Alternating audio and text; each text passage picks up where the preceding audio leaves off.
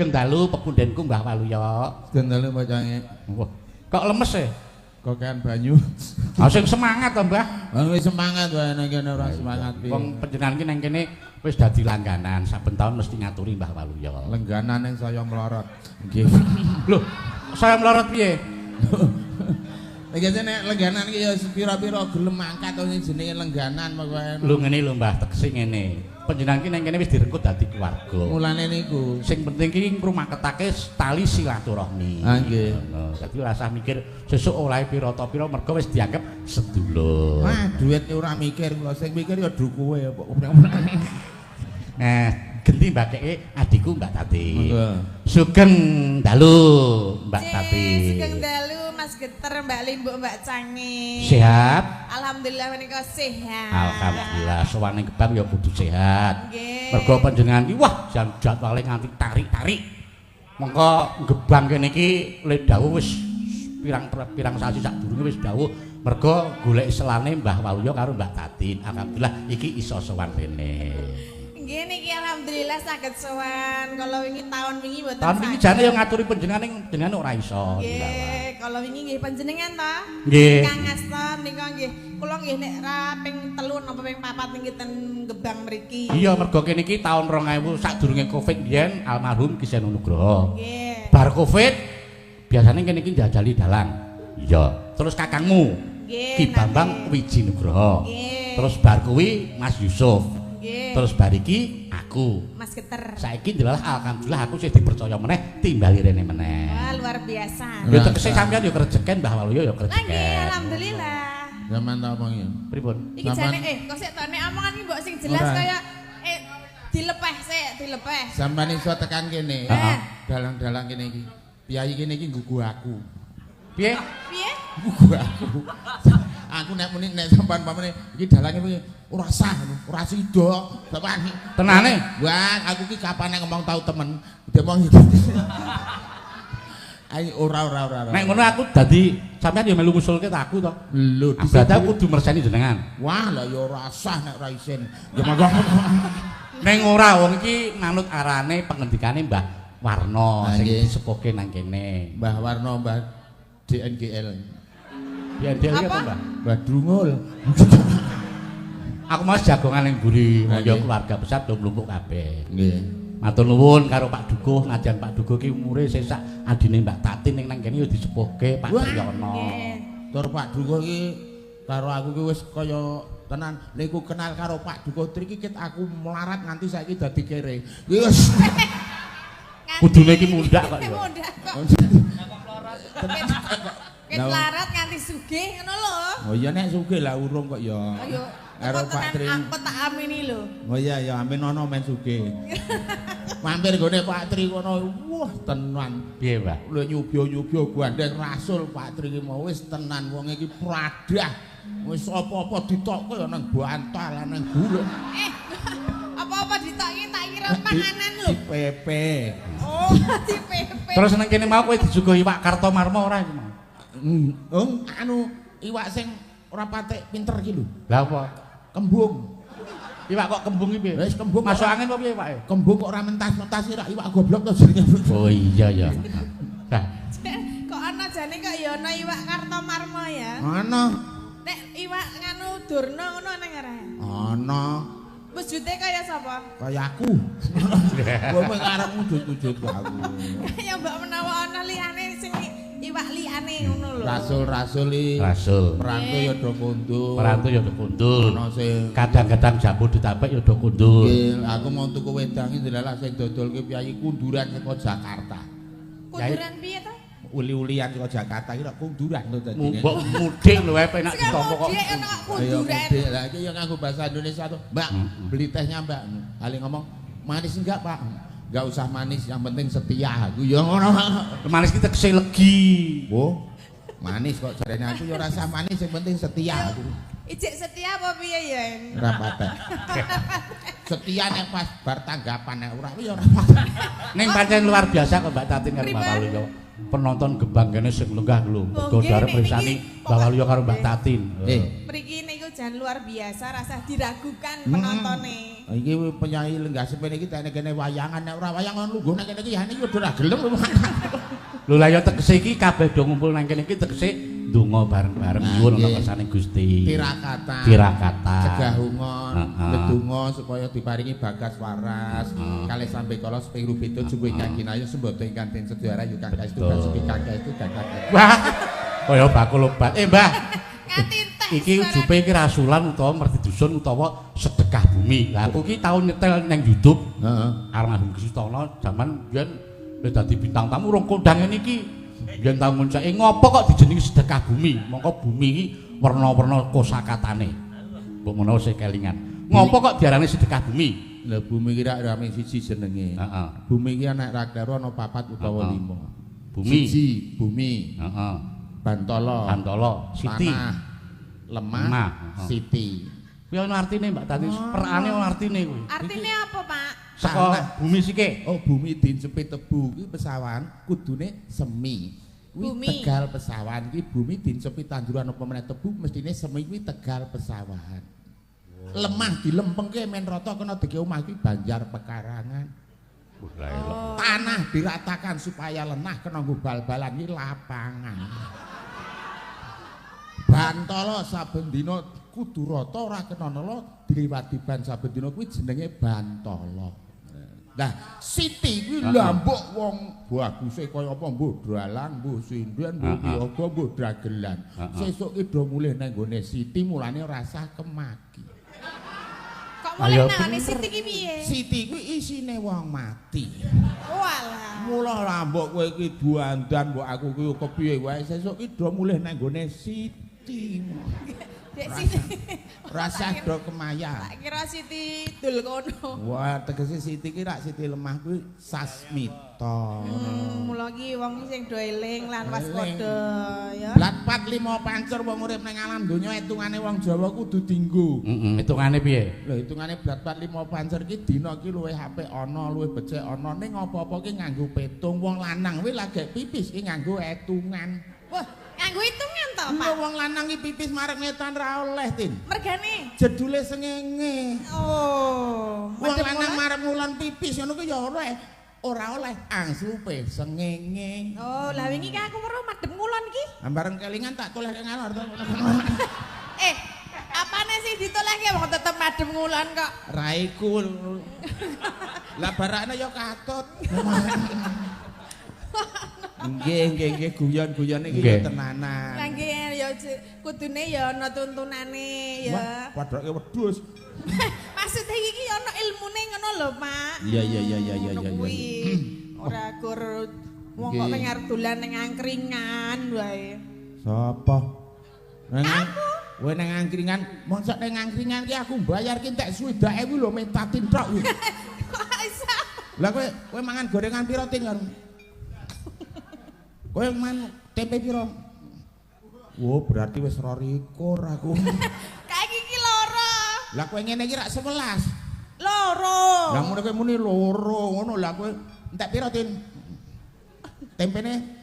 Oh berarti 22 iki aku lho. Kok ya ora. Terane ming loro to. Loro entek sakmono kae iki sak bakule apa sing tak tuku. Engko jaluken susuke. Gak. Aku entek swidak iki terane kelewatan dekno bakule meneng wae terane. Lah ya wis bathi kok ya. Ngesokaken dawuh mbok Cange. Nggih. Dan koyo nyatane sing diarep-arep ya Mbah Waluyo karo Mbak Tatin karo kanca-kanca. Nah, nek ngoten piyagane iki ora baen-baen iki. Kok ora baen-baen piye? Behel-behel kabeh. Kok behel iki piye? Lho, iki ana sing dosen, ana sing guru, ana sing tentara, ana sing polisi. Ana sing daftarke tentara lu ngantek tanpa wis dipecat. Barang wis ngono. Iki sing kendhake ngerti ra? Mas Rahyu, Iki dosen. dosen ngendi? Lho nek judul leh persen blantik ya. Aku ki takon tenan kok malah Takon serius ya padha. Tur ya ora cak oke sing dadi dalang. Lho iki dalang kabeh. Iya dalang. Wow, iki Iki laris saiki laris tenan. Wah laris mau bareng mumpung ya bareng asto Mas Keswan. Kok ya ora ngantuk ya? Keistimewaane Mas Keswan nek dalang piye? Piye? Sewengi ora meneng. Lah jenenge dalang ki ya sewengi ngomong nek meneng wae jalang bisu. Lah aku ngomong ki kleru to kan. Lah ya kuwi. Ning rong tau ngajak aku. Ayo. Iki ora suatu kelekan ning kelemahan dhewe. Ra apa-apa nggih Mas Kispan tak dongake laras. Laris nggih.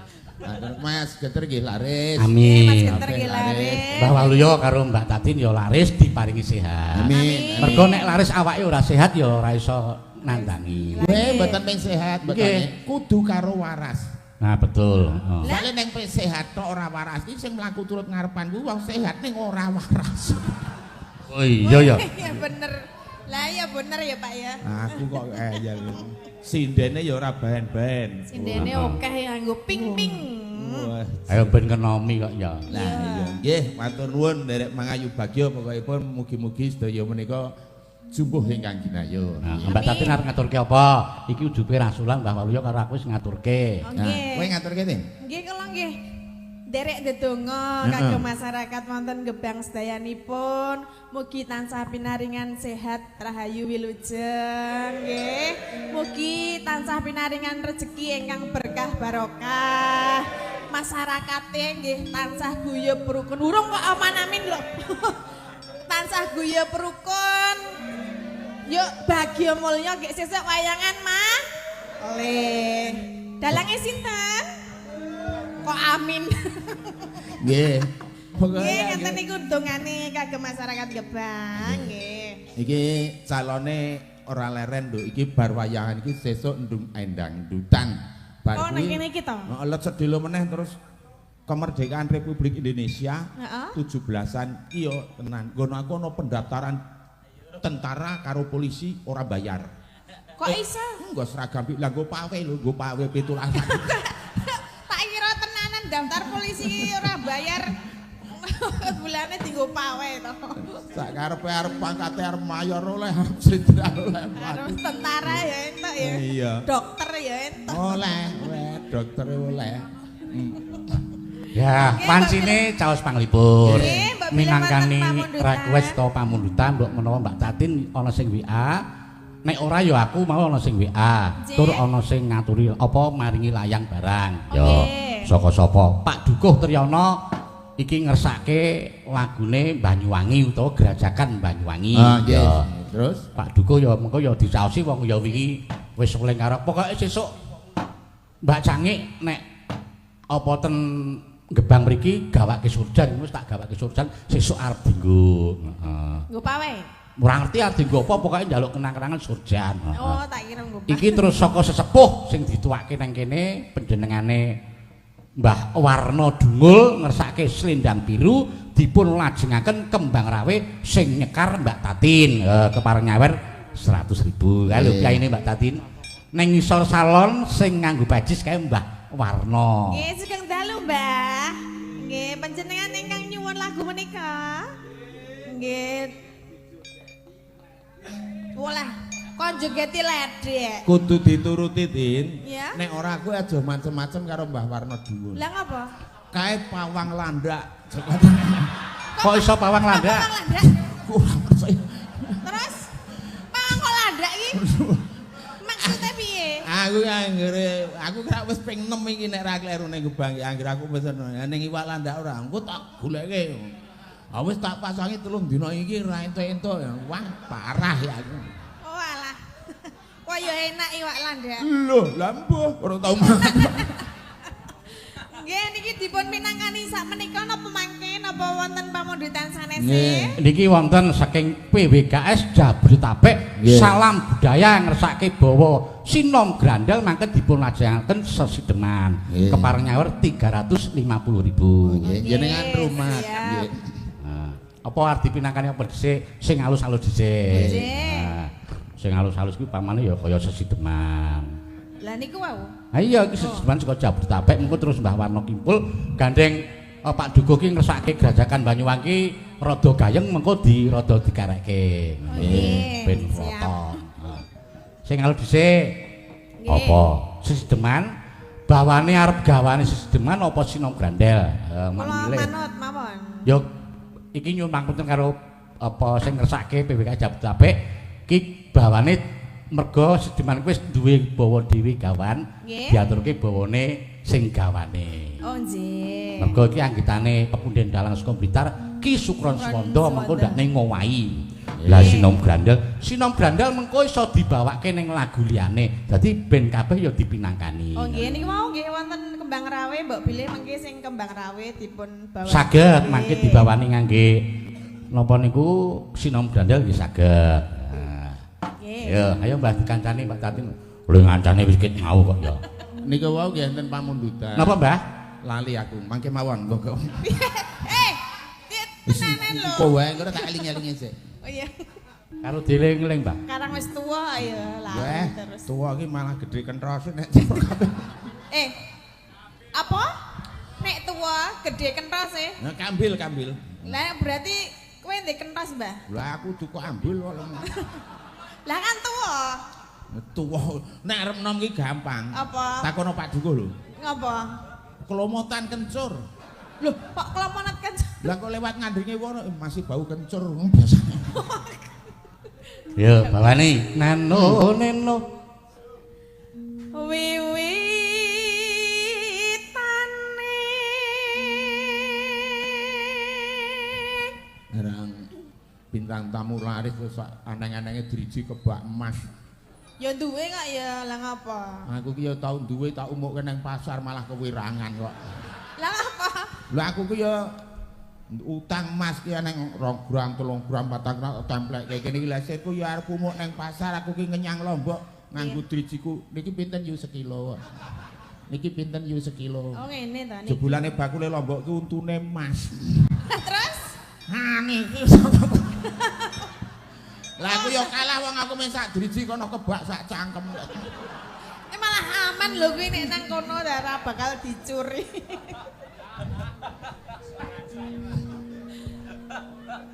Anderek sang pake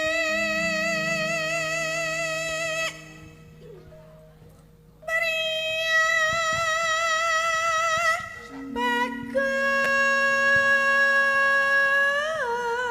bagus. Ini ngapa nganggo kacamata barang iki ya? Wis tuwa iki kacamata pembesar. Lah piye kok dadak kok kacamata pembesar? Dadi arep lho, iki nek ngene rak ming cagak biasane ngangger tanggo iki kok wit ambil gedhe meneh kene iki ngono kok.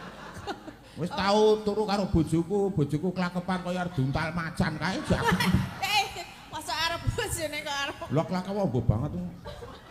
Wong mlebu ning kamar mandi aku ndrukluk we bingung kok. Ngapa? Weruh apa? Waduh, Weruh apa? ciduk karo ember iki padha gedene. Uduk mesti. Mesti weruh kan. Aku ngerti kuwi. Masa dingklok kok weruh. Dadi weruh apa? Ember. Uduk. Dadi weruh apa? Aku pengen ngerti to. Wah ya ning kamar mandi kono nek ngayal kok. Lah kan kamu yang di kamar mandi. Lah iya kok ngono kuwi. Sabun iki kaya jadah kae gedene. Sabun kok jadah.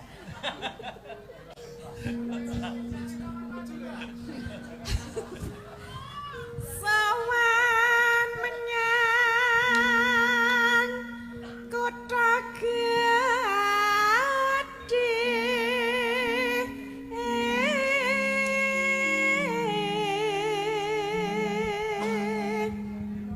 Ngapa tak ngematke terus ki? Buntel plastik nek ora gelem dimeke wong. Lah yang ngematke kono lho. Lah gena ya kono ya tak ngerti kene ya men rata to. Engko nek kepencet piye? Ketok gede ora, Mbah? Wah, Wah, memang. Kanggo kaca apa? aku bareng nganggo kacamata ki brose tatin ki kaya Petromax banget. Brose bar kaya bonang dadi kenong ya, Mbah ya. Lah iya. Mas Geter. Kayak, wah ya Mas Geter yang nganggo kaca pembesar kok ya padha berarti. Waduh. Aja nek kewa wedok ndak nggih rugi. Lah ngapa? Kowe tau dienggo bojoku teri siji dinyang 20.000 ndarane banteng kok iki. Tane gede. Teri siji iki dinyang 20.000 ndarane banteng. Tene nganggo iki. Wong mandek kowe ndarane pete. Mbak aku jajal nganggo kuwi kacamata nek weruh Mbah Walia dadi weruh apa engko jajal? Aja. Lah Kaya dadi kaya gendruwo. Oh gendruwo mbrakwat kowe. Oh ora teke tak kira joget. Ngreng joget kok. Ya. Bendera terus kayumnya. Bareng laris saiki yo nganggo jengkok kemayu barang. Ora ya. Iki mung maton metu kok ya. Weh kok waton metu. Ya mek gur sak metune swara. Piye kuwi, Mbah? Ora melu rembukan nek bab metu. Lah ngapa? Apa ora tau metu to, Mbah? Wah, aku ki nek sekolah ki nang jero terus. Mbok ya kala-kala metu benisis ngono lho. Ora. Jarene penonton ra iso ngadeg to, Mbah? Men jengkeng terus.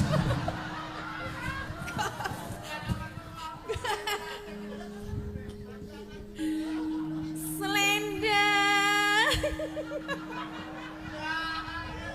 Aja ngomong. Aku wong ya penonton ya kurang ajar wong ngadeg gejecek ngene kok muni ra iso ngadeg ya. Lah kowe ki radang kok. Apa to? Wah, parah. Lah ya kan ngadeg gejejer sakmene gedene kok muni ra iso ngadeg. Jan lugu tenan bocah iki. Piye ta? Lah ya bener ta aku. Kowe ki lugu apa pekoke? Lah yang penonton bahwa li ora iso ngadeg lho wis ngadeg sakmene gedene. Nah, aku meneng wae lah aku ki wong waras kuwi iso dadi.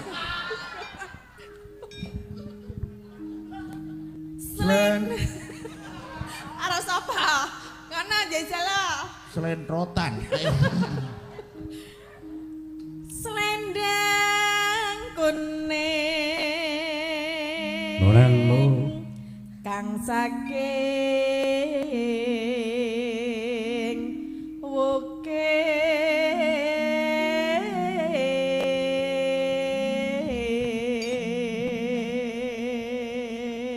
Mbak Tatin, iki yo matur nuwun iki di live streaming lumantar channel Dalang Sena. Wong dasare iki yo pamrenten saka Pak Dukuh nek saged benjang di live streaming. Oh nggih. Nek nggon perkara bab Wragatobiyaya kene iki wis ora wigih-wigih. Tur mung kedadian saka 4 RT. Sak Bedukan 4 RT ning iso ngangkat acara sing gayenge kaya Luar ngene. biasa gitu. Luar biasa pokoke. Tepuk tangan buat keluarga Gebang. Guyub, rukun, gagah, pradah. 4 RT sewayangan. Engko aku ki tarikan 50 wis do gelut. Kok gelut. Mongko sone ya ora baen-baen dibantu saka son SMS. Oh, Mulane apike kaya ngene tak nggo nyoro ya kepenak. Ngene Mas Gepeng. Mas Gepeng. Gepeng. enak gitu. Jan sone jemblenggur. Apa? Jemblenggur. Jembleng.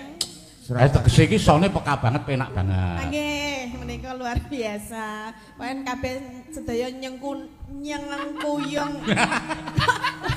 Aku kok dadi Pak Anu kaget nyengkuyung kanthi sae. Nyengkudung. Nenan lo. Wahyu tak tutuk gundulmu. Suara kurang permana ning wasis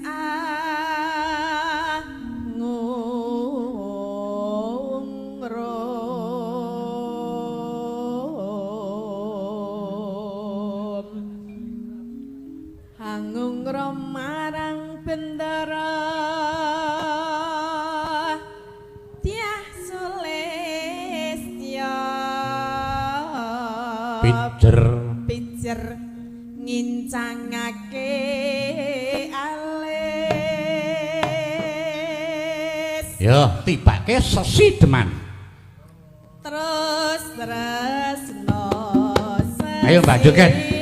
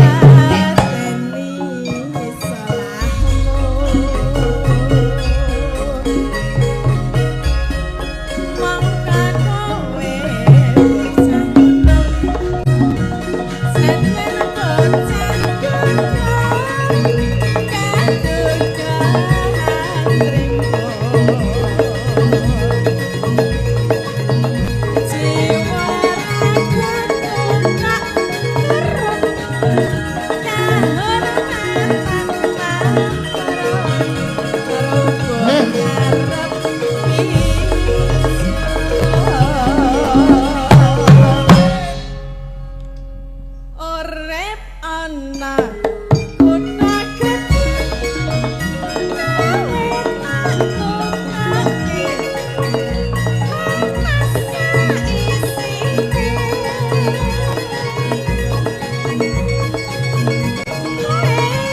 apa-apa wae senajan sesedeman mesti tak suwe.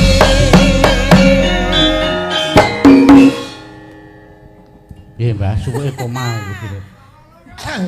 Suwe ra ngira arep ngono. Nek yo tetep kompak to ra. Wah, tenan. Mandeg sak gonggon tetep kompak. Nah, nggih. Suwe cakram ya, Mbah? Cakram yo keneng ora yo keneng sing penting mandeg kabeh ya Mas Wali. Ya, matur nuwun Mbak Tati. Saiki genti minangkani pamundutan saka Mbah Warna Dungul. Oh nggih. Ngersake slendang biru dipun lajengaken kembang rawe. Ya, sapa? Ya Mbak Tati ben dikancani sapa? Arep tak dhisikke sapa? Mbak Ayu karo Bu Prastiwi tak dhisikke. Ya, nggih. Mergo sing ngersake iki piyai sepuh ya dicakosi sing sepuh dhewe. Heeh. Ayo Mbak Ayu karo Mbak Prastiwi supaya jumeneng aja semelang iki ana saweran saka jabur tapek barang. Nah, ayo disepoti nganggo orang ngira Mas, monggo Mas.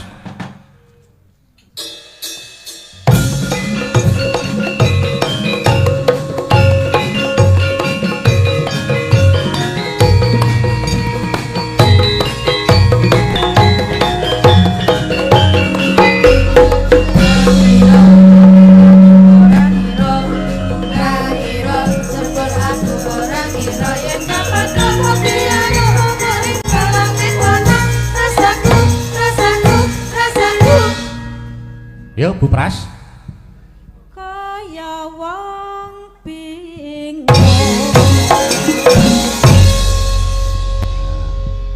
Sampun sangkep majeng sedaya monggo. Sugeng dalu.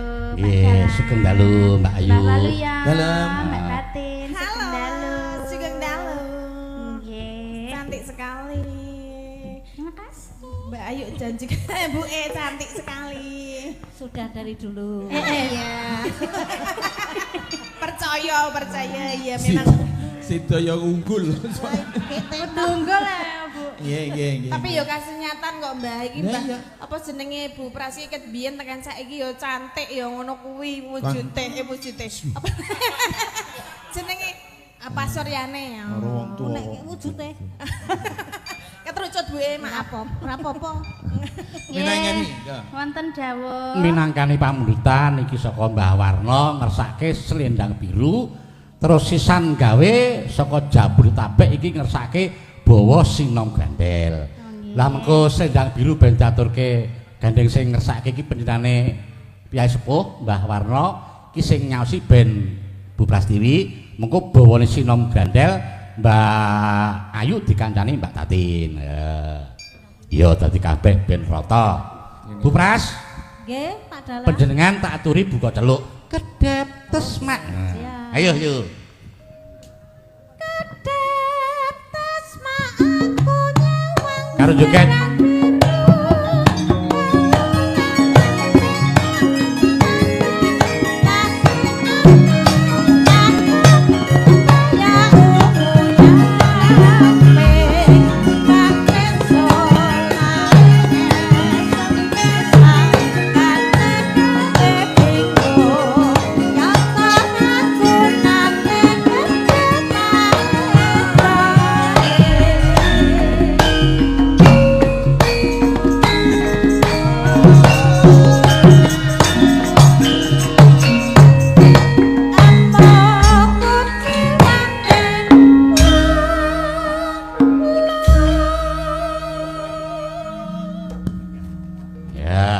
Diselani nganggo bawa Bu Pras ben dinikmati karo Mbah Warna kae. Dinikmati nggih Mbah Warna. Nah, sing lenggane ngisor salon kae. Ora apa-apa lan ngadeg lingguh nggih, Pak.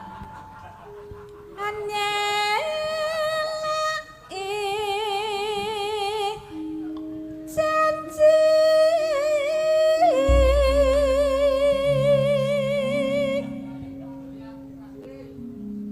Selendang biru kok goyang, Mas. Mangke nek wancine kembang rawe. Mosok sendang biru. Mboten pas. Dereng Mas, nika nembe bawa nggih, mengke ada saatnya kita berjoget. Wong iki mengko bar iki sono kembang rawe, bajute. Nggih, pokoke teko ditunggu mawon jogete sinden-sinden mengke luar biasa. Nggo kepepete ora ana lagu, ora ana gamelan goyang tok yo ora apa-apa. Iya. Aku yang ra ono iringane ya piye, Mbah? Lah iya meng goyang. Selendang biru. Selendang biru hamong ngenaki hati Nora tekan batin setiamu. Coba yuk panjenengane Pak Warno kuwi ya duwe adi sinden arep wis sepuh iki biyen ya sinden kondang nang kene. Sapa? Nek ora kleru butuh kinem nggih Pak nggih.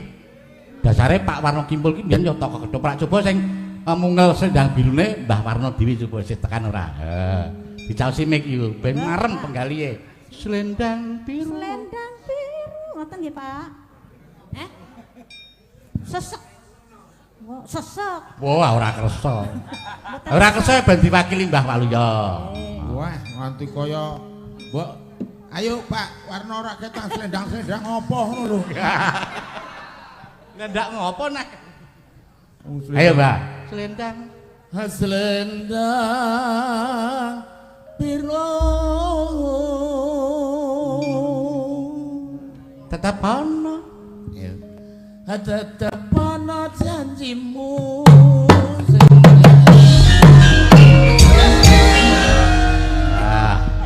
Lanjut bawa sinom grandel Mbak Ayu saka PWKS Jabodetabek. Ya. Nyawa iki amplope saka Mbah Warno iki caoske Bu Prastiwi. Iki saka Mbah Warno, Bu. Nggih, kula lingguh niki. Nggih, matur nuwun karo Mbah Warno. Matur nuwun. Sing wesah sedang mugi-mugi berkah barokah. Mungkin saged jumeneng yo mboten sesek. Nggih. Sing baku Mbah Warno diparingi sehat bagas waras, tutuk ngomong putra wayah. Ayo Mbak Ayu, neno-neno ya gentenan karo Mbak Tatin.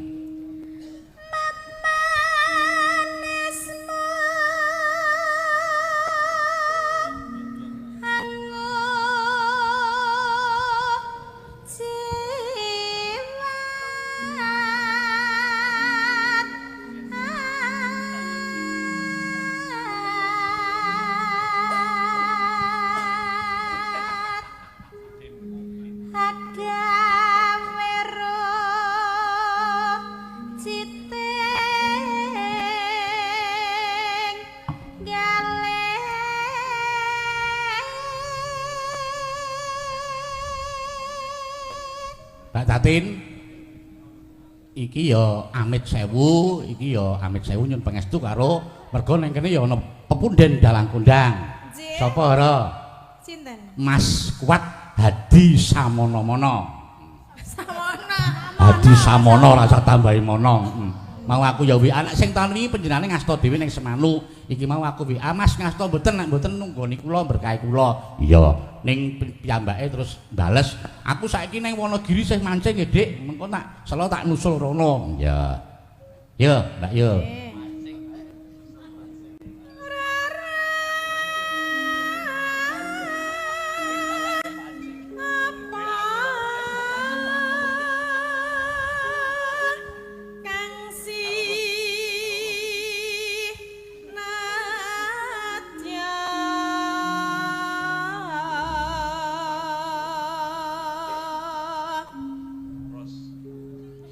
Umpama mundut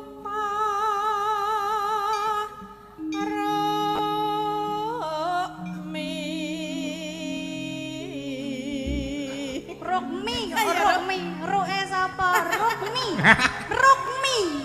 Mbak. Ayo aku muni piye? Ruk. Piye, Mbak? Kleru. Aku ora lho, Mbak. Iki kleru. Aku ki bener ke awakmu. Krungu apa ora? Aku kok kaya tau tepung jeneng. Kok Rukmi. Kaya tau ngerti. Ben nganu lho. Penekanan rokmi dadi rokmi ngono lho. Ya sakune-une. Ayo Bayu. Tar tantu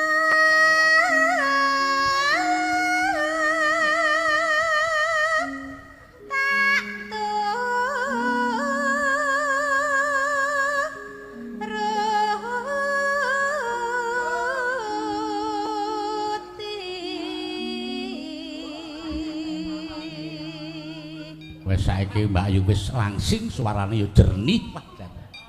Biyen ya awake ya kaya tatin kuwi. Aku tetep langsing tekan biyen. Saiki langsing to? Langsing terus. Sampeyan ya diet to? Enggak, ket biyen kan langsing. Sapa sing ngomong lemu? langsing. Ame dinekke lemu kok ora trima. Ya yo jenenge wong wedok kuwi nek lemu iki nandake mulia, ngono lho Mas. Lah jaman ana sing muni 6 kilan ngono kae. 6 kilan iki tak Pak Seno. Rasa Saiki pirang kilan? Saiki 10. Puas kowe. rasa do bingung lemu karo kuru wong arep lemu karo kuru sing kanggo ya wis sethithik kok bingung. Maksudnya piye? Maksudnya piye to, Mbak? Kuru karo lemu sing kanggo guru sethithik iki piye? Lah kowe ngomong apa awakmu muni kabeh? Tak ya mung sithik nggonmu tok. Berarti sing kanggo suarane, Mbak. Tutuke wi lho, Mbak. Tutuke. Oh, ya. Ketake udu kuwi to, Mbah. Mbah. Napa? Apa ya? Ora Umpamane njupuk wedang ya ming tanganmu sithik ngono mosok ora rangkul gelase kaya. Dadi sing nganggo pancen mung sithithik ya. Lah iya. Andane kok ngayal. Wong lemu ki ora mergo kokean mangan. Lah ngapa? Lho kokean daging. Monggo. Ya kuwi mergo mangane akeh jarene. Ning Oh, kuwi iya. ya ora bener. Wong lemu iki kadang malah mangane guru sethithik. Mulane kuwi. Lah iya. Ayo. Ya, neno-neno.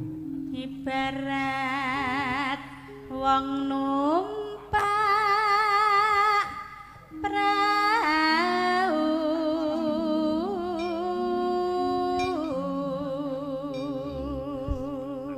Yupras ki mau bar selendang biru ki pancen tak lenggah. Ning kok wancine kembang rawe gandeng ana sing ngersake goyang ya mengko ngadeg meneh lho yu.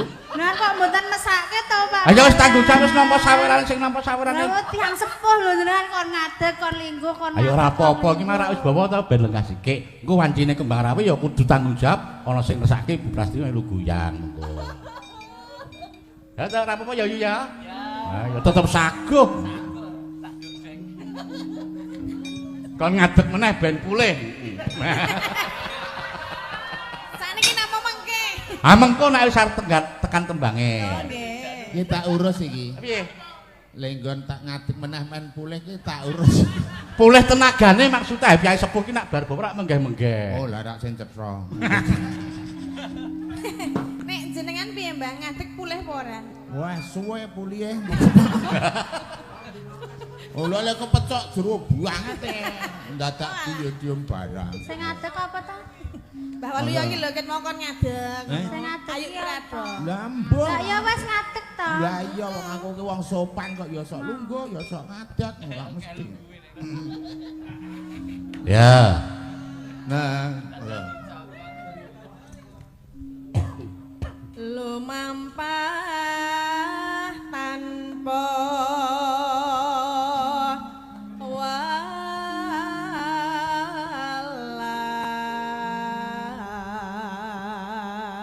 Nenonano ning madyaning jela niti.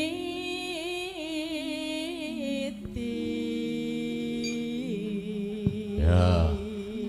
Bawa sing terakhir Mbak Ayu karo Mbak Tatin bareng. Neno. Iso bareng ta yuk? Ayo ngetan. Mat-matan. Ben iso bareng kode-kodenan. Di mat-matan jare ben bareng. Ah. Aku mah Yo. anggo insting wong mat-matan ya. Matane sapa? Matane sapa, Mbak? Bisa karemu. Mbok kowe iki melu ngene lho, lanang ket mau siji kok ya meng Lah ya ngrusui malah ayo gek wong loro wae. Tamah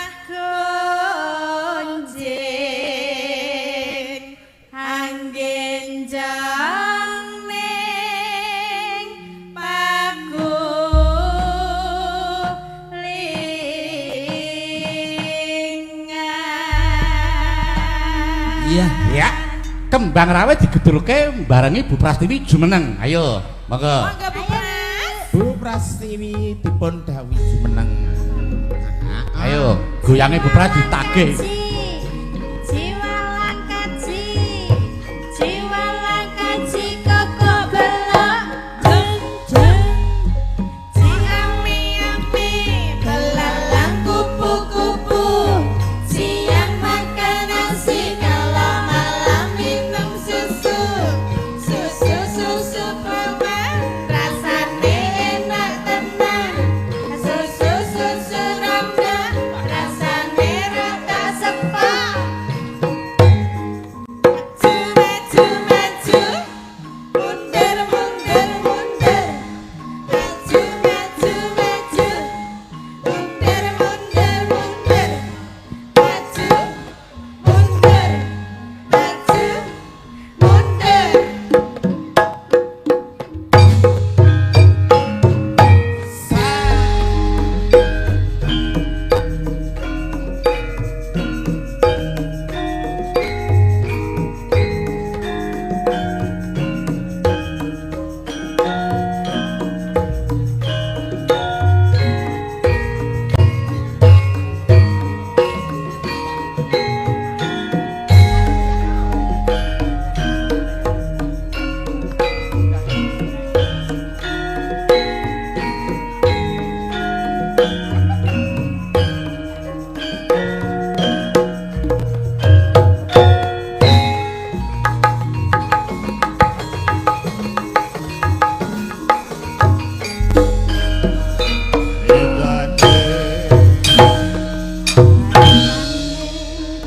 Wong setunggal sak balik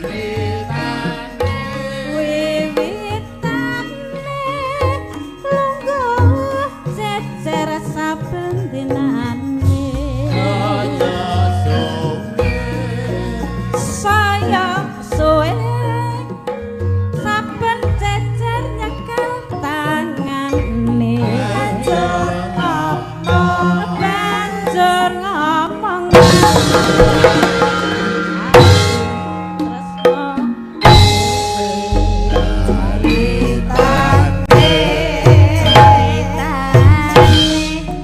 wong seneng tunggal sabalik wiwitane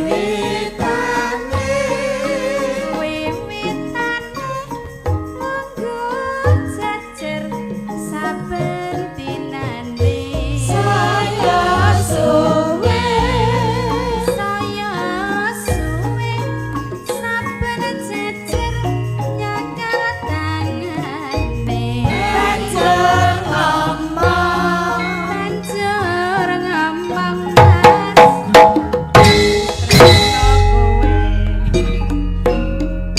kembang kenapa hatiku digawe lara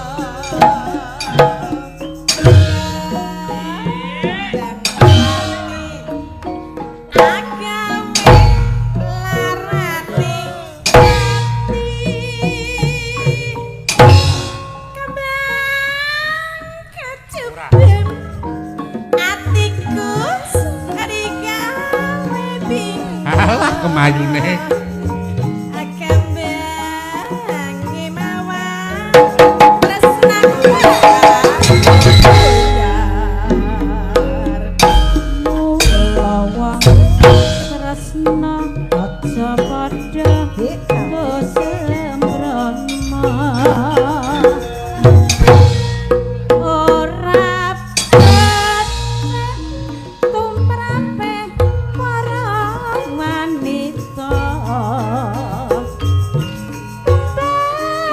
bangawe iku paribasane tinimbang rame luweh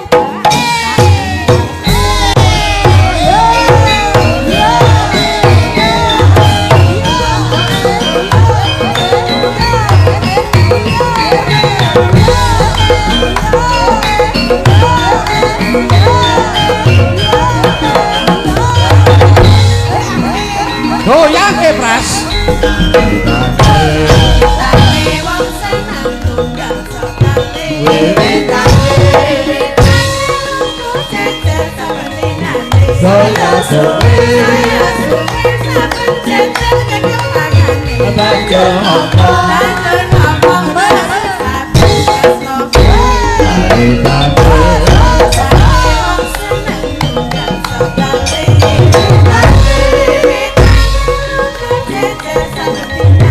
saya suwe banjur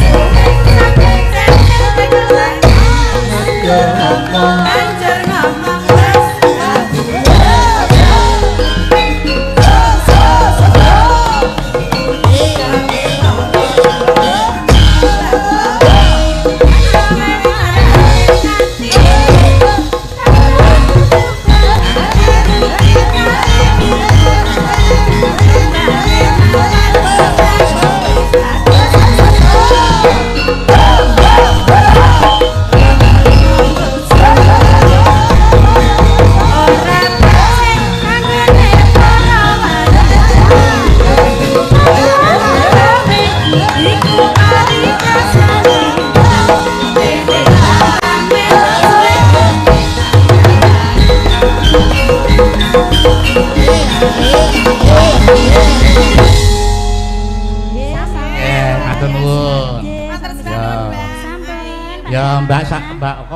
Mbak Ayu ki titipan saka PPKS sudah budak-budak ndakne yu profesor sekolah Pak Warno sampean ora oleh mengko ndakne plirak-plirik mengko ya ora kok ya wah mbok siji wis dipinangkani heeh ya diseliki sing nganggo duet tak duwete rak urung tambah Tatin dereng Mbah Waluya tak duwetke karo anakku wedok sapa Saras 007 weh 007 ya pelok Mas ya apa? Ayo mengko ben Kangsen gubuk asmara ya kena. Heeh. Terus apa kae sing pelok barang kae? Ki aku nek gubuk asmara aku. Maksude iki lintang asmara ya kena. Pokoke ben Kangsen sik maksude pelok iki spote kanggo pelok. Oke. Ayo Mbak Sarah dimeneng. Spote nganggo versi Bali. Buka Mbah Wondo. Heeh. Dadi Mbah Wondo. Heeh.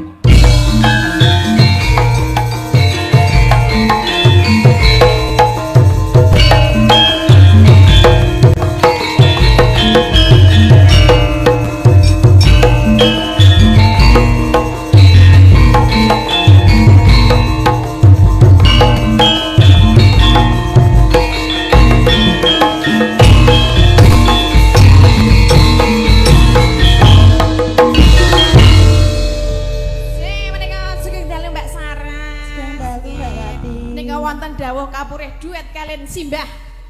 Kene lho Cahayu putuku. Alah, nek putu ki aja nganti demok-demok kok, demeh putu kok demok. langsung mak. Nek sing cedhak kene kok demok kene dadi ngrangke. Mau karo aku mau ra demok lho padahal jejer ket mau lho. Wah lah ya delok-delok wong iki. Lah ngapa apa bedane? Lah ya wis cedhak bendina iki sing arang-arang ya nduk ya. Batruke ndak atose bocah iki. Ngati-ati Mbak Saras ki isih gadis. Lah aku ki ngapa wong aku iki putuku ya nduk ya. Biyen sing dulang aku sing ngedusu ya aku dek cilik. Apa iya? Bareng gedhe tak dusi angele ra lok ilok. Mongko aku nek ngosoki telaten. Nek gedhe ya ben adus dhewe kok arep didusi. Ya lagune apa, Nduk? Napa? Duet apa sing nganggo duet? Jarene Sing melok bareng apa? Apa ku? Lintang asmara. Lintang asmara. Tukang patri. Tukang patri bengkel. Nek berdua? Berdua sampeyan nyoba nganggo siren barang. Apa mengko ana sing ngersake Grajakan Banyuwangi. Ya, Lintang Asmara, Mbak Saras, Mbah Waluya. Waduh didi. Karono. Yo.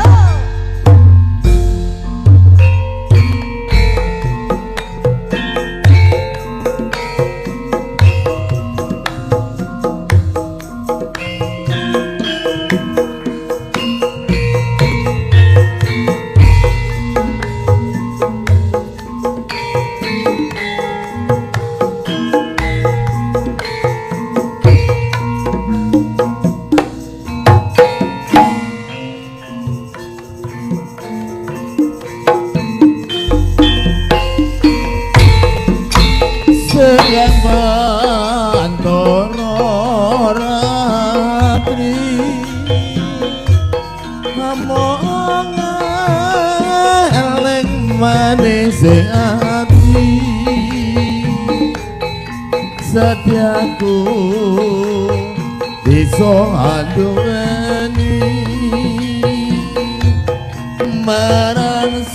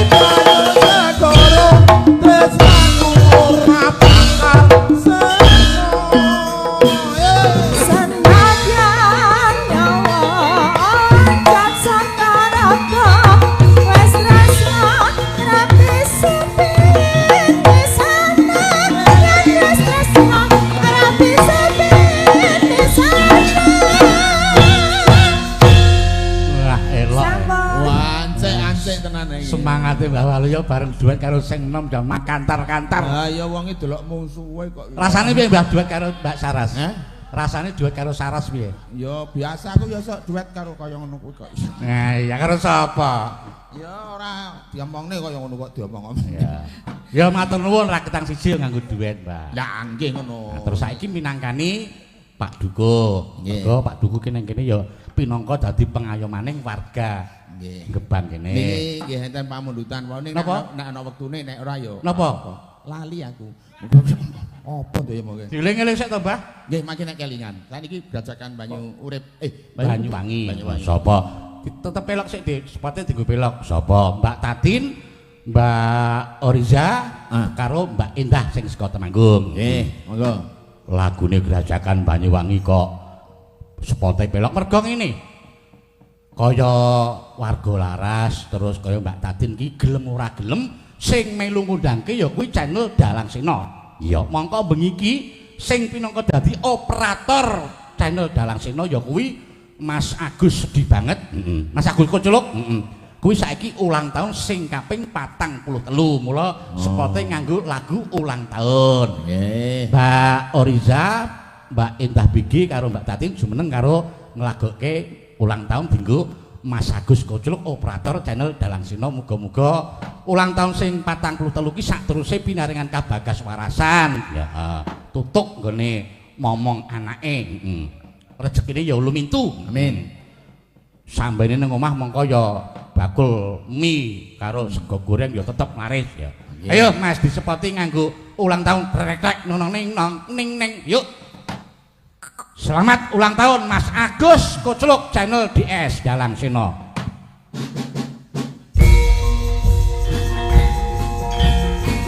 Yo maju yo.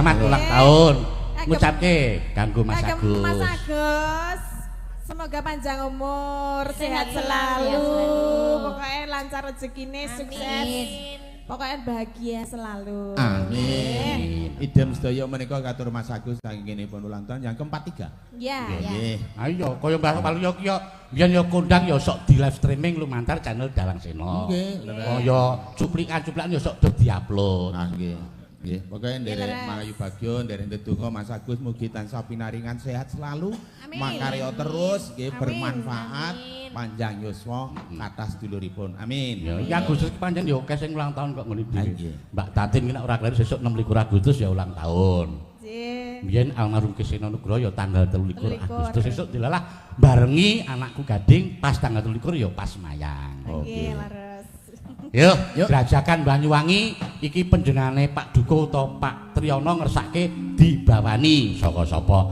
Banyuwangi iki ciri khase kuwi sing swara rada cempreng. Merga pancen nang kono kuwi nek nglagokke Banyuwangi pancen ya digawe cempreng. Mula diwiti saka Mbak Oriza. Neno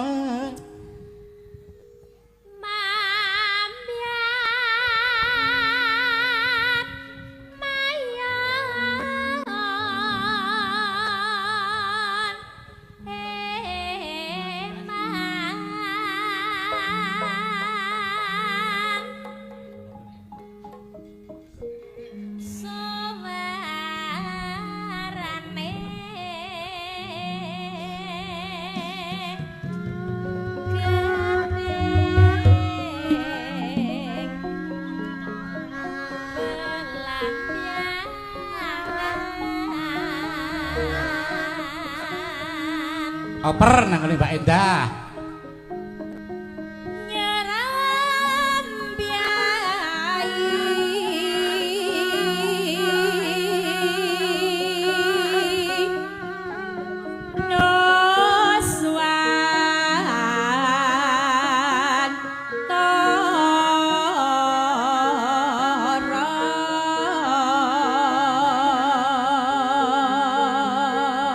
Oper Bu Tatin, Neno.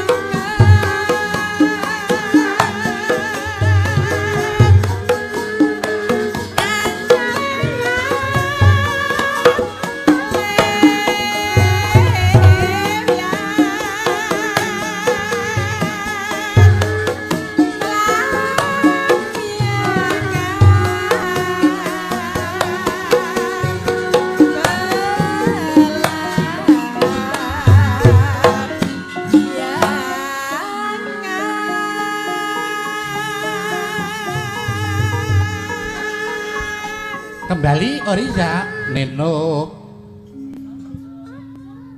Oh iya, ana ning jengkeng. Aja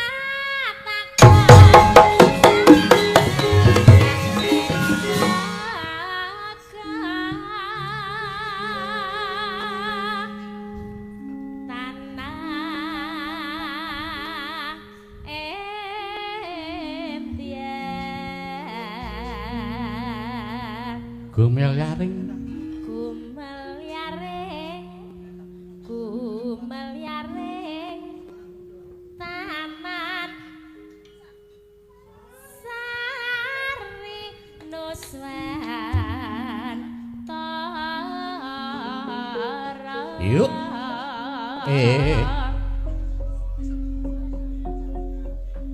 ora nganggo Ora. entek ta iki Ben. lah nek wis entek ndak muspro oleh ku gawa suling tak celuki nganggo suling introne suling ya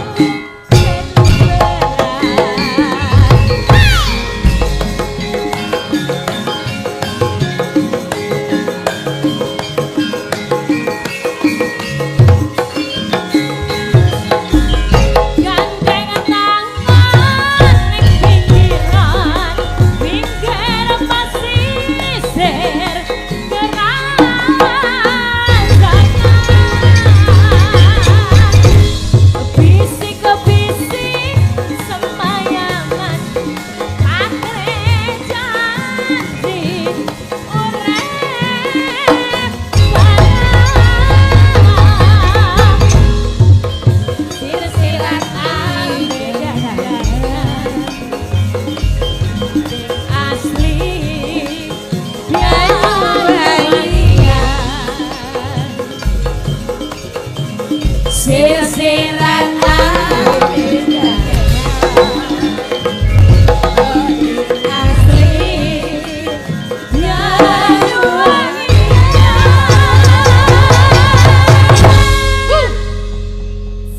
Matur nuwun. Ya. Rajakan dia nyuwun. Ya, Mbak Tatin. Iki mau gandeng wis dipinangkani Pak Dukuh iki mau WA karo aku nek dipinangkani Grajakan Banyuwangi panjenengane arep nyawer. Oh ya nyak WA karo aku mangke kula tak nyawer nek dipinangkani. Oh nggih. Sampun dipinangkani Pak Dukuh. Engko ra yo terus tindak rene iki. Oh nggih, siap. Mbah Waluya. Mun. Jare iki ana sing ngresake fragmen saka sapa? Nggih niki nyuwun. Ya ora ketan sedelo pokoke ya dipinangkani mengko ndak gelo sing dadi penggalihe. Heeh. Oh ana WA mbok menawa. Injih menika saking Pak Oka Wibowo, Ah. saking Amsterdam Belanda. Oh ya nang kono iso dipresani Nggih lantaran streaming streaming. menika. Badhe nyuwun pamondotan fragmen Sida Peksa. Mumpung ada Mbah Waluya katanya. Oh. Nyuwun Mbak Ayu dilibatkan. Nggih, wonten tali asih Rp700.000 menika. Ya. Kuwi lewat rekeningmu. Ya mbuh urung mlebu. Pira kuwi? 700. Wah, liwate sapa? Liwat mbuh biasane kula. Wah, talange teles iki genah iki. Ora ya aku tetep Ora ya, tetep tertib. Matur nuwun Pak Oka Wibowo sing lenggah nang Amsterdam. Nggih, Mbak. Ngrasake apa? Menika fragmen Sida Peksa. Sida Peksa. Piye, Mbah? Paksa. Sida Peksa apa sidane? Sida Peksa ki Apa minak gunjing? Sida Peksa ki karo tengah. Karo Sri Tanjung. Heeh. Yo anu nek semono ki entuke ora Sida Peksa. Apa? Ya bangsa gentra, bangsa ngono kuwi. Ning nek kepepete Sida Peksa ya ora apa-apa lah. Ya wis manut. Ning iki Mbak Ayu kon libatke terus piye sampean pinangka dadi sutradara? Waduh, lha iki Dapukane Mbak Ayu apa? Sri Tanjung, Sida Peksa, terus Apa Mbang? Mbane Sri Tanjung. Sri Tanjung iki dadi kancane Sri Tanjung. Dadi piye? Dadi apa? Kanca. Dadi sing tukang elek-elekke. Emban. Heeh, ora mban gur ngelekke. Oh, gur ngelekke. Apa Ayu dadi danone wae? Dadi- Aneh-aneh wae. Dadi apa? Nganggo Wiyagara, Mbah? Ora sah. Drum mulia. Wah dilulu terusan. Ayo ketoprak yo nganggo ra. Jenenge ketoprak yo komplit nganggo Sida Peksa ki adipati sing kedanan karo Sri Tanjung. Sri Tanjung ki Terus? bojone perjurite. Oke. Berarti sampean anu ya Mbah ya? Yo peran, yo ngerangkap dadi sutradara, yo penata iringan. Wah, Mula iki yo diringi sithik terus direp terus sampean nyiarke bisa dadi MC. Ya. entuk bagian sampil medun aja kuwatir. Ayo, duduk, duduk, duduk, duduk. Ayo.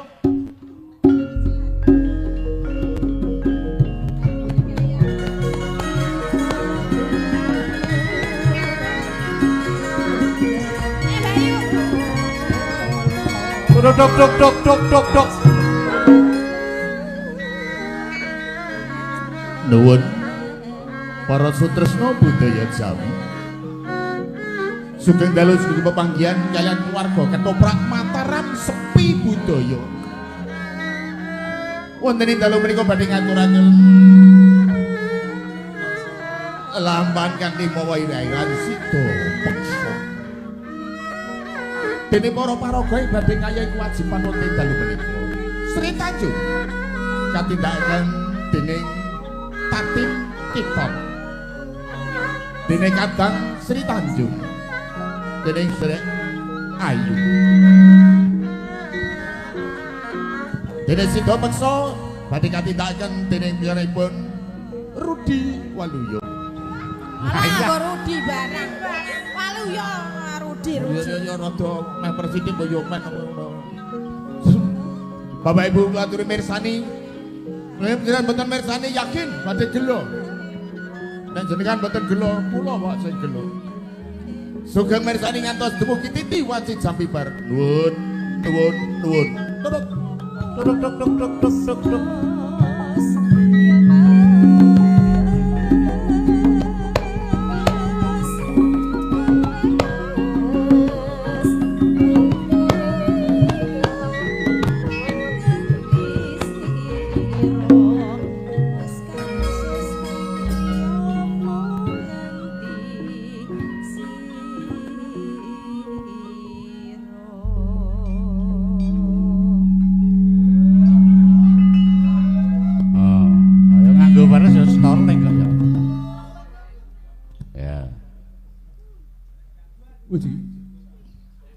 Ora ngira babar pisan yen aku temeka ana ing kene ketemu karo manten anyar nyatane ya ayu tenan. Iki sebagai sapa? Silahati Krama? Apa Sida Paksa?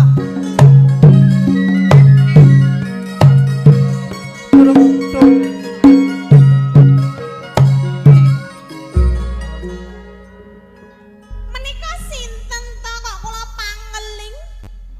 Aja kaya ngono. Kok iki kok srepeg terus.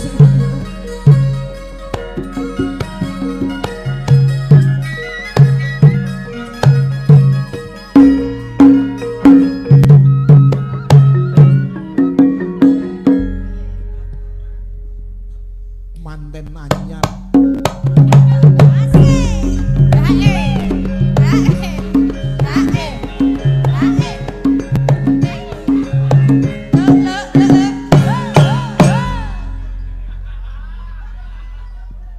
Iki lagi arep ketaprukan ya. Iki ngangger kene mengo kok kono muni.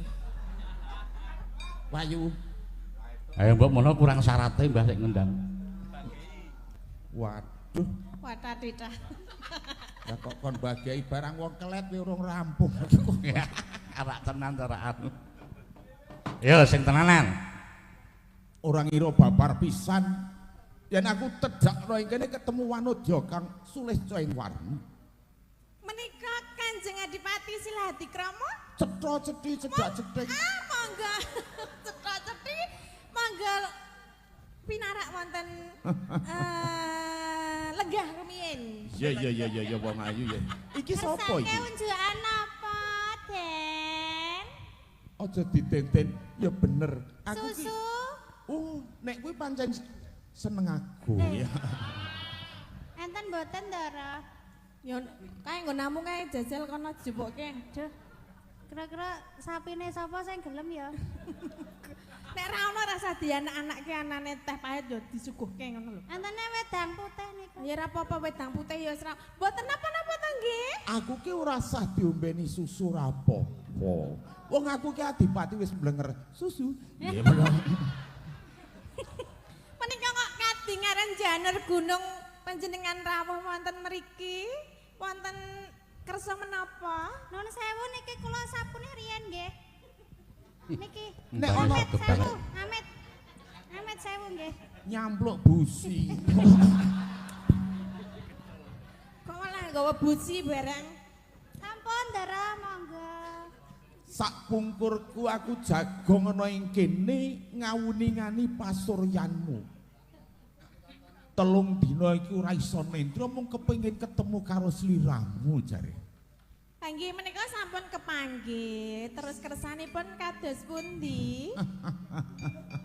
Wong kok ayune sejagat dinggoni jen. Aku bloko suta wae ora sandat tak aling-alingi. Ya wong ayu, Sri Tanju. Aku tresno karo kowe. Ya ampun, biyong sapa jenengmu? Iki kok ana ditresnani karo aduh nyemprat. Kono Kanjeng Adipati Silahati Krama lho. Panjenengan kersa mboten? Panjenengan menika lak nggih ngertos to kula menika bojonipun sinten? Ngene wong ayu. Bojo ki tiba nomor loro. Bojomu saiki ngayahi kewajiban kowe ana ngomah ijen. Mongko aku saka kadipaten Tedhak kroyo-royo mung kepengin ketemu karo kowe. Lah nggih, upami panjenengan menika ajeng kepanggih nggih sampun kepanggih nek upami tresna nggih kula mboten saged kula sampun gadah garwa lho. Garwa kula nggih patihe panjenengan. Aku adipati. Garwamu tak utus supaya mlebu ana ing alas gung liwang-liwung sing wurung ora wurung bakal dimangsa dening satu kewan. Sida paksa kan patihe panjenengan to. Ngono ya ngono. Mulane aku ki kepengin nyelametke karo sliramu wong Kok ayu. nyelametke kula mboten saged, mboten iso. Ora iso mengko latihan suwe-suwe iso wong ayu. Kok latihan kula menika setia. Kula menika setia tuhu kalian bojo kula. Kuwi wong wedok sing ngomongane bar ngombe kecubung kuwi. Loh, nika prinsip hidup. Wong wedok Ora kok prinsip hidup. kene nyedak kene. Kowe wae kon menika Kalih kula niki mawon mesih. apa pripun? Nggih, kalian gadah bojo, Nggih. menika mangpek dipek sak kabeh-kabeh Kula monggo. untuk umum. Aku percaya nek iki nek le kandele padha-padha. Ning rak ya kudu aku ki milih sliramu wong ayu. Iki sapa? Lah nggih rasane padha ta, Ndara. Wah, aku nggon rasa ki tiba keri nanging katresnan iku sing baku. Ya wong ayu. mangke kula gentenane sirah. Apane?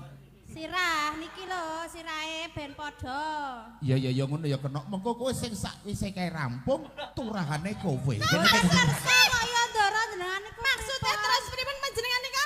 Mula kene to. Adipati lho kok ngendikane kaya ngoten lho. Mula dadi garwane Adipati iki mulya wibawa Cinakrawati mbau denda sinembah para kawula sak kadipaten.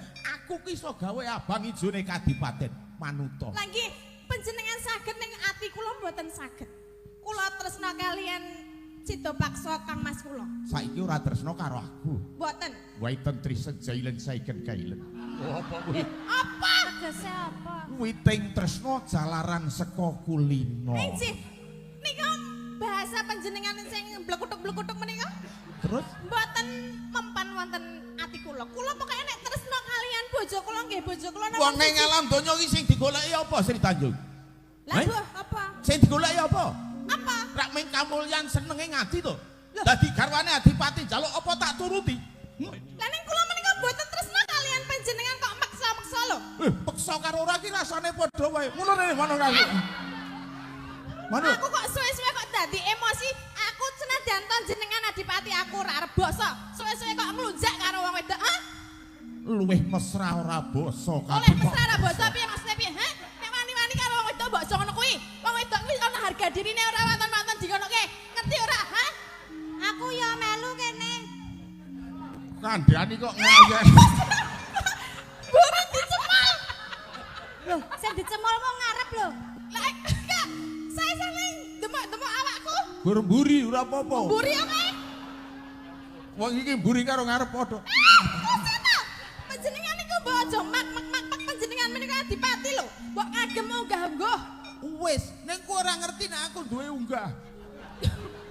Maksudnya Kene to wong ayu. mboten, kula menika mboten tresna kalian panjenengan ampun maksa-maksa.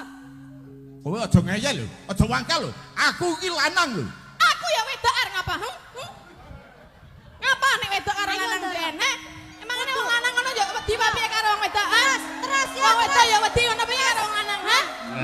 Ayo. Nemani. Ayo dadekke. Ora usah menang-menang karo wong wedok. Tepat. Belajar. Imbas-imbis. Bucet. Iki Adipati kok tok tungi ager-ager ngawur wae. Aku ora nggawa ager-ager. Hei, roti kukus. Roti kok. Iki kanan kok dadi kaya ngene ta ya. Iki. Masa ta aja mbak. Aku ki anggar ngerti kowe gatel kabeh. Mula adus. Menika nyuwun pangapunten saestu kula mboten basa. Wah, wong tuwa iki. Kowe bar ngopo kowe?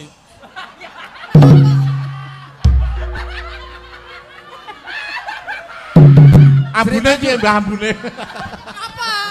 Bar nyambel terasi opo piye kowe? Aduh aku mau lali ora urung wisuh. Ya jenengan sing nek aja ngopo-ngopo ki wijek sikik ngono lho. Oh, kowe mau urung wiso to? Urung. Neh nek ngono. Kok sae-sae panjenengan ajeng napa ora iso nyanyi-nyanyi bareng. Iki arep ngrunce asmara katresnanku kang tumuju marang siramu ayu. Apa rupane malah kaya tikus. Aja nonton casing. Sing penting isine. Lah isine ngapa? Lho, sebab kulit karo isi iki larang isine. Kok iso? Contone piye? Kacang kae kulite murah ning isine larang. Dele kae kulite murah ning isine larang. Jarekmu kuwi murah. Napa kok tekan jarekku barang? Beda karo kulit kacang. Sapa orang nerah tresna Aku kok dilindungi Ayo, to Ibu. ya. Enggak. Kowe bahaya lho, Ndara.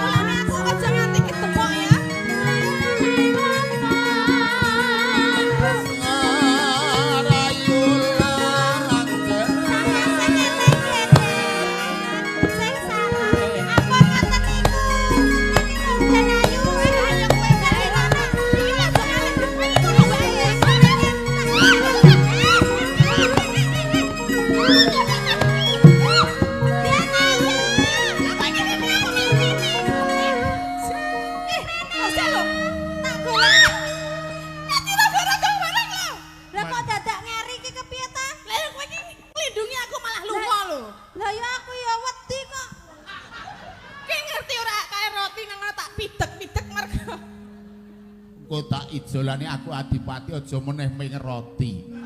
Gelungamu rusak tak ijoli wong ayu, wong ayu. Terus? Panjenengan menika sampun. Manut asun pun.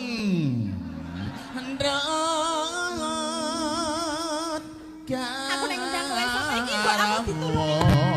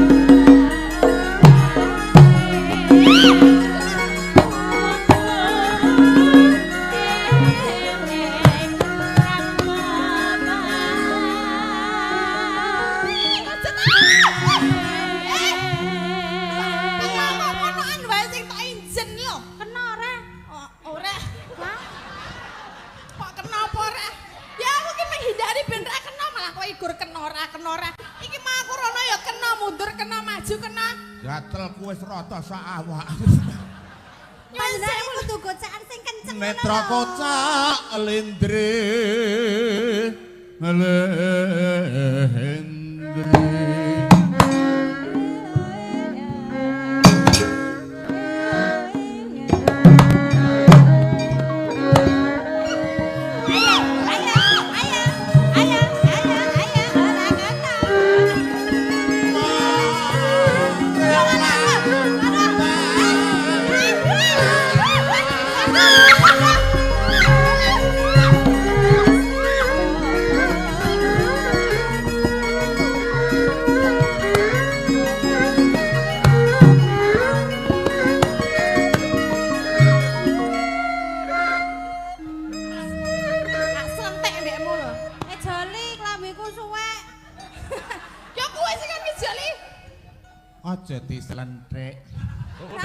jinggo. Kok ndak? Kok dadi minak jinggo? Aja dislendhek. Nek ya ora apa-apa padha-padha to Banyuwangi kok. Manuta. Wis to kepenak, kepenak.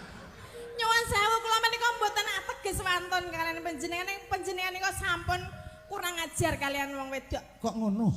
Kula menika panjenengan menika adipati lho. Lah iya. Ning nek enten iki kelakuane kok kaya iki ora ono piyayu, ora ono Narapraja, ora ono kawula sing padha ngerti. Wing aku karo sliramu wong akeh. Berarti aku nek ora basa ora apa-apa to? Aku mbok padake apa tugu ngono apa piye? Ora iki nek tugu kaya ngene iki neh piye? Kene. Kowe engko turahane. Kene. Iki dienggo kowe iki kan nglindungi aku suwe ora apa-apa ora masalah engko. Lah kowe ceneng rono, ceneng rene. Piye? Lah aku dasar wanita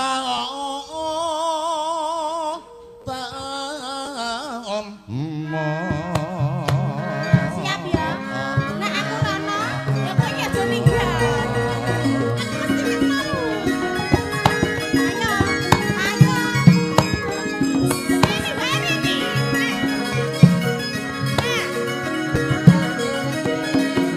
ayo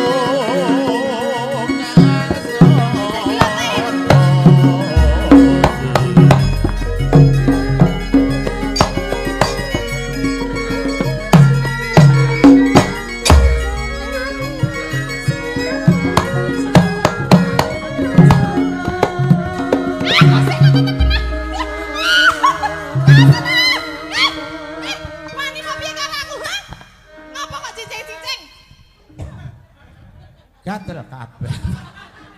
Panjenengan menika mbok eling kula aturi eling Kanjeng Adipati. Kowe saya galak ning malah gawe atiku saya gregeten. Jenengan ngertos boten nek kula ngos-ngosan karo kemringet kaya ngene.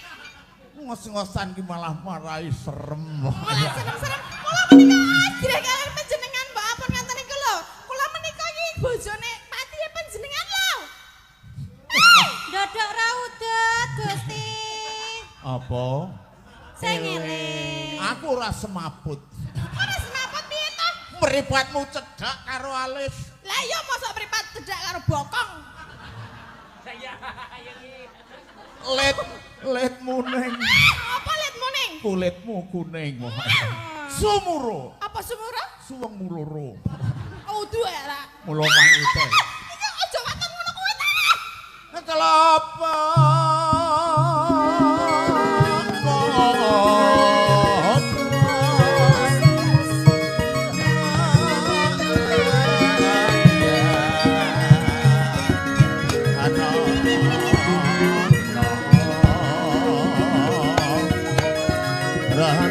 Turuk.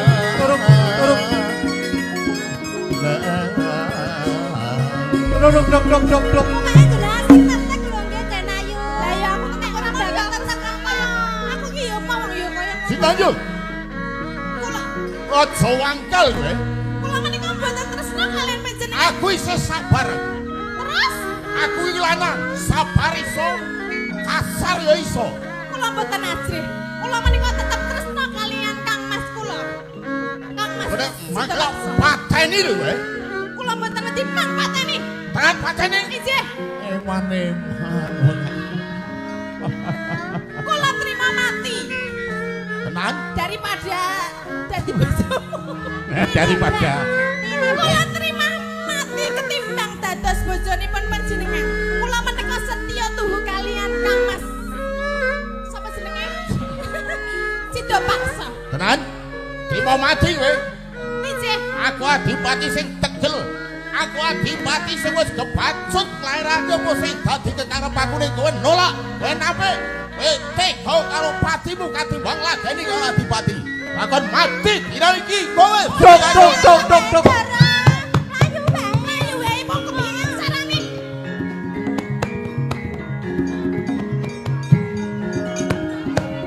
Dok.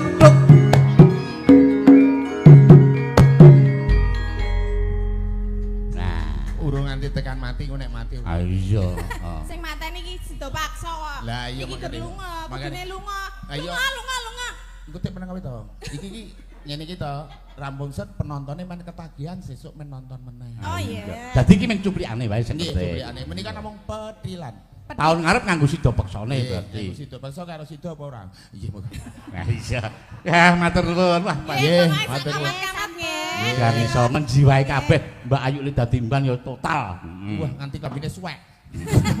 Sapa sing nyuwake? Mbak Nggih, Tati matur ya nuwun, iso matur jerit-jerit. nuwun. Wah, jan Nggih, Mbak Walu monggo. ya apik. Dadi gerasak apik, dadi alusan ya apik.